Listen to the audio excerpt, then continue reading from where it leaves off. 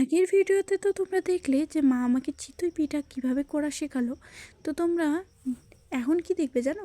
ওহো, আগের ভিডিও দেখোনি?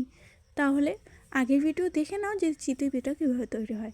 আর এখন আমরা বানাবো। আমি মাকে বললাম যে চিতই পিঠা তো ঠিক আছে, কিন্তু আমার না একটু দুধ দিয়ে রসালো আর খুব সুস্বাদু জিনিস যেটা পিঠে হবে, কিন্তু খুব ইজিভাবে হবে, খুব সহজভাবে সেই জিনিসটা কিভাবে করি মা? তো মা বলল, খুব সহজ তো, এই চিতই পিঠাগুলোকেই আমরা ভেঙে ছেড়ে দেবো দুধের মধ্যে। কীভাবে? দুধটাকে পুরো ফুটিয়ে নেব আমরা। ফুটিয়ে নেওয়ার পর চিতই পিঠাগুলোকে ছিঁড়ে নেব, যাতে চিতই পিঠাগুলোর ভিতর ভালো করে রস ঢোকে। 10 মিনিটের জন্য আমরা ফুটতে দিয়ে রেখে দেব। আর 10 মিনিট পর আমরা এটাকে ঠান্ডা করতে রেখে দেব।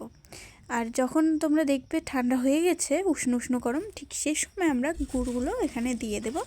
আর গুড় দিয়ে আমরা সুন্দরভাবে নেড়ে দেবো, যাতে গুড়গুলো একদম মিশে যায় আমাদের এই পিঠের সাথে। এই ধরনের ভিডিও দেখতে হলে তোমাদের চ্যানেলটিকে লাইক করতে হবে, শেয়ার করতে হবে আর সাবস্ক্রাইব করতে হবে।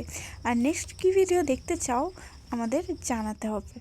আর তোমাদের এরকম নতুনত্ব ভিডিও নিয়ে আমরা আসতে থাকবো। আর তোমরা দেখতে পাচ্ছ আমাদের পিঠেগুলো মেশানো হয়ে গেছে ততক্ষণে। আর মেশানোর পর রেডি আমাদের পিঠে। মা বলল, দেখো তো কেমন হয়েছে। আমি খেয়ে বললাম, বাহ, খুব সুন্দর তো। তোমরাও চেষ্টা করে দেখো কেমন লাগে।